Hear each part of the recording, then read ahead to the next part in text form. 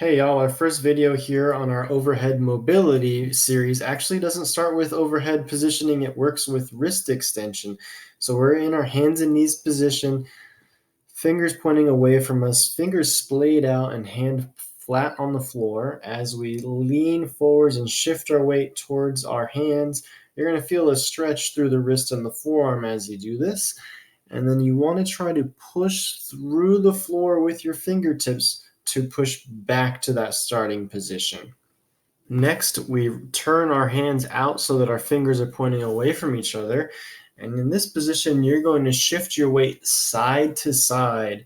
You're going to only feel the stretch on the side that you're shifting towards and leaning towards. And then you're also going to use that hand, use those fingers, again, pushing through the floor to create that motion back to the other side. So not using your hips, not using your trunk, but using your hands and wrists to control that motion. In that third and final position, you're going to turn your hands so that the fingers are pointing back towards you, and you're going to shift your weight back towards your heels to feel that stretch through the wrist and forearm. You can also add a little bend to the elbow to get a little extra stretch.